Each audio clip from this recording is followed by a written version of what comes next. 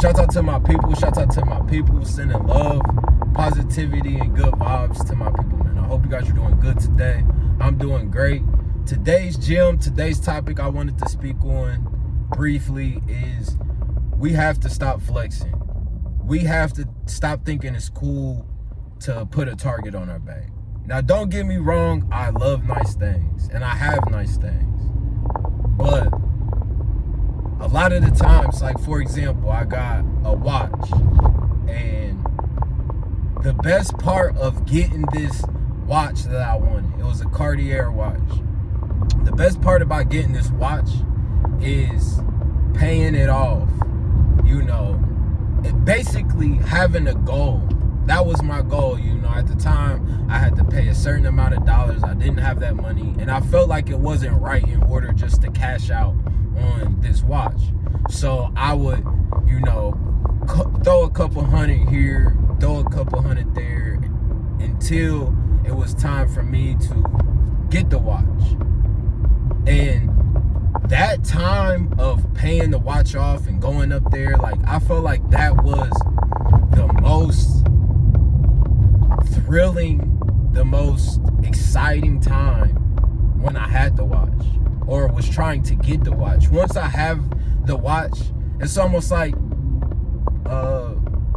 your hobbies. You know, I remember when I was younger, right? The big thing was Pokemon cards. And I remember I would get so excited to get a new pack of Pokemon cards, because you didn't know, you know, what cards you was going, almost like baseball cards. You didn't know which card you was going to get out the pack. And you would hope that you would get a holographic Pikachu card, a holographic Charizard card. You know, you wanted the holographic card that was rare. And it's the same kind of feeling that I will relay to trying to get this watch. You know, the feeling of getting the car. But once I obtained the car, once the car was in my possession, I put the car in the sleeve.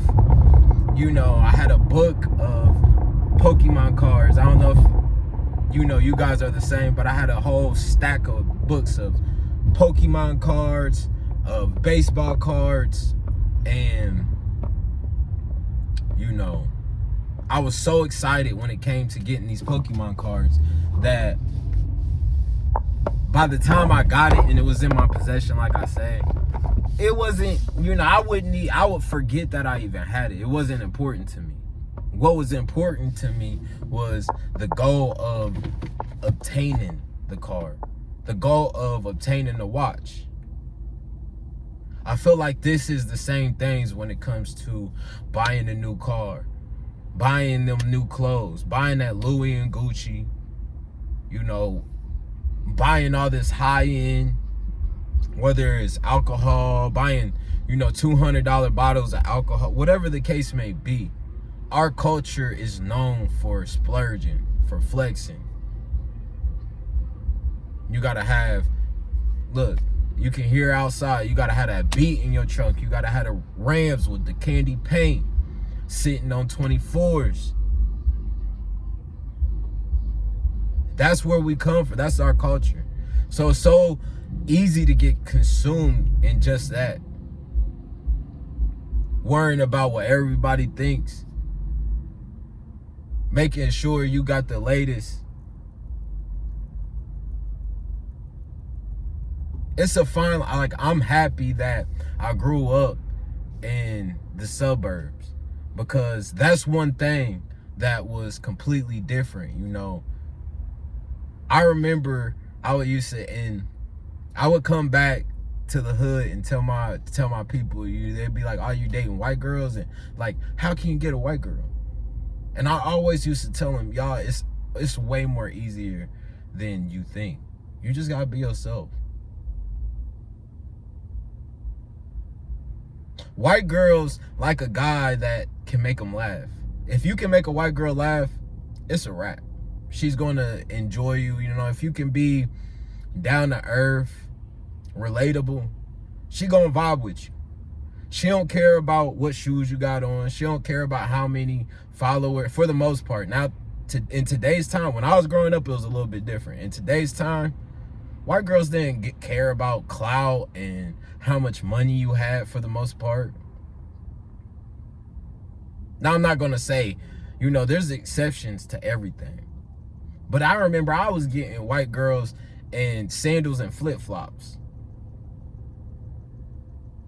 And I'm talking about socks with the sandals. Socks with the flip-flops. Wearing sweats every single day to school. But the fact that, they knew what was in here. They knew I was a good person. They knew I was funny. They knew I had a good characters. They knew, that outshined all that. In our culture, you can't be stepping to somebody with raggedy shoes, flip-flops, and socks on. You got to come with that shit on. You got to smell good, look good. And I'll be allowed to say, like I said, I haven't felt victim. I worked at a shoe store, and I remember every single week, I was the stock manager, so I was the first person that saw all the inventory in the back. I was the one who would open up a box, to open up the box of shoes, to flip the tab open, to raffle open the paper to see if a shoe was quality or not. The shoes that weren't quality would sit there and laugh. Man, bro, this is trash. This is ass. Man, they can take these back, put them back. But then it'll always be that box where you open it up. Whether it's some Jordans, with me, I was diverse, it could be some polos, it could be some New Balances. I was big on color schemes, texture. Even though I did get into the name brands, I still always had that eye for, the certain ones. So you open up a box, you be like, oh my God, first dibs, yeah, I'm putting these to the side. And it was like a never-ending I was literally working to pay off my debt to get these shoes. Like, it was like I always would be adding to the pile, and I could never catch up. The pile would just get bigger and bigger. And I'll buy a few things, to make the boss happy. But for the most part, my pile and everybody else's pile, and these new shoes releasing next week, and those shoes is releasing after that week, and then it's a sweatsuit outfit that goes with the shoes, and then it became my addiction, trying to catch up with buying all these shoes that I really didn't need. And at the time, if I would have invested in certain things, but I was just locked into that. Locked in. There's certain things. I have not an addictive personality, but whatever I get into, I dive head first in. So I've dived head first in jewelry. I've dived head first when it comes to hats, shoes, clothes. When it came to, I spent and had multiple cars.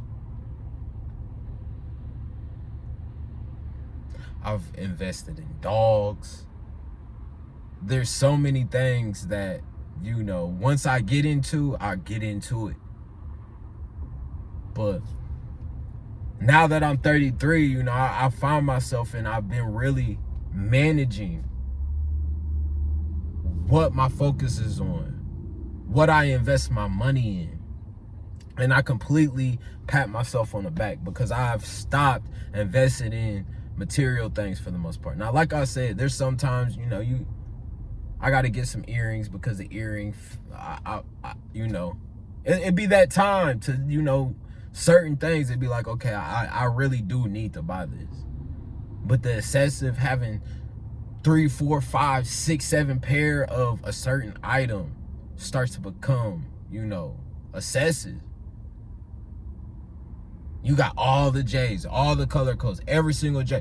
And it becomes to the point where you spending your money and you don't even get, it'd be different if you was reselling yourself.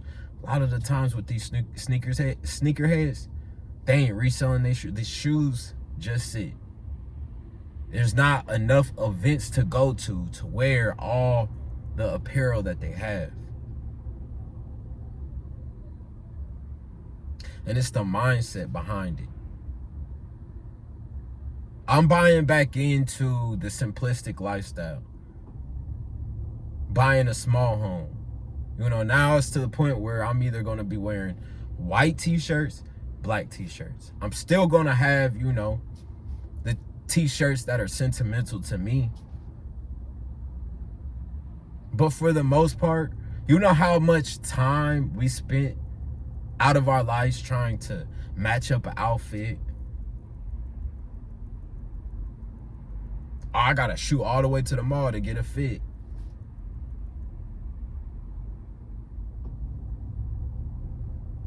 Stop flexing, y'all. Stop flexing. Like I said, that does not mean that you can't look presentable, look nice, have nice things. But what are you doing it for? Are you doing it for an image? Or are you doing it because you truly have a goal and you truly want this? And it's like I said, it's sentimental. Everything that you buy should have a meaning behind why you buying it.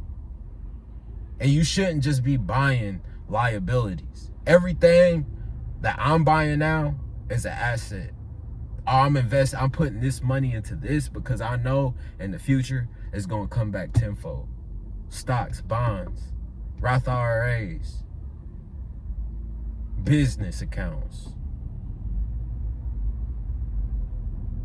Being able to put your money in a saving account. Being able, and it just doesn't have to be an account. You can buy, instead of getting the bust down that's going to appreciate that 9 times out of 10 got moissanite diamonds in it. How about you get the plain Jane? That's actually an asset. And even though you buy it, it goes up in price throughout the years. Like, be strategic. Make sure the reason why you're doing things is because it's a bigger reason behind why you're doing it. Don't do it because you're trying to compete. Oh, my dude just bought a chain. Now I gotta buy a chain. Trying to keep up with the Joneses. Stop flexing. That is a great gem that I got for you guys, and I hope you guys take it, y'all. In our culture, that, like I said, that doesn't mean that you can't have nice things. Go get you a lineup. Make sure you're presentable. Make sure, there's been stages in my life too where I find myself only wearing sweats. Like, put the jeans on. Go to the store. We ain't working hard just to, But look at Adam Sandler. He looks like he's dang near a hobo, but he got more money than the rappers. He got more money than these celebrities. If you're going to buy a chain to the point where you can write these things off. To the point where you ain't just coming out the pocket, just spinning, and then you ain't got, and then you got to, stack your money back up. If you get a car, make sure you can write it off. Write it off on your business account. Instead of trying to get a sports car, get you a truck, a business truck that you can write off. You know what I'm saying? It's like, make smart, strategic moves that add up. Don't just do things sporadically because, I gotta have this chain. You really just putting the target on your back. I got the Cardi watch. I got the grill. A lot of the times I don't even like wearing it. If I go on a date with the girl, I'm trying to impress. I'm trying to, put that shit on and trying to impress her. Yeah. Because I worked hard to have those things. So like I said, it's not like, oh, shoot, I'm not saying don't be proud of your trophies and what you have. And if you had the mindset like I had to grow up, I had to reevaluate why I got a Cardi watch, but I'm living and my kids sleeping on a futon. My kids don't even got their own room. I'm focused on a Cardi watch. Your priorities as well. Like when you really checking yourself, you making sure all your ducks are in line and you know everything's making sense, y'all, God is gonna bless you so much more. Cause he gonna see that you're responsible. Oh, he's taking care of business. Oh, he really putting on for the fam. Let me give him more because I see that he's responsible with what he's doing and how he's moving. When you moving reckless, spending money, swiping cards, it does not matter how much money you make if at the end of the day, you ain't got nothing in a savings account. You should always be putting money in the savings. And it's to the point now where I'm putting majority of all the money in the savings because I know that is going to, you know, the money that you save is the money that's going to save you. Mic drop. The money that you save is going to be the money in the future that saves you, allows you the access to live the life that you really want to live, do the things that you want to do. I know 6-figure earners and all they doing, yeah, they getting this money, but they just throwing it right back. You're working so hard, and for what? You should be allowing your money to work for you in order, or not in order, so you don't have to be working. 1-2 years of stacking 6-figure money and saving that money, flipping that money, investing that money, that's going to go so far from a person who just has the mindset of I'm going to just spin. I got to get the new, I got to flex, I got to be seen. And then you don't have nothing to show for it. And then when them rainy days come, when them tough times come, because they coming, you ain't got nothing to show for it. But you got your car that you want. But your car, after a few days, after having it for a week, 2 weeks, yes, it's nice to have nice things. I'm always going to aspire to get to the next level. But I'm going to make sure once I get to that level, it's not off the back of all of what I done built. And make sure that my foundation is always rock solid.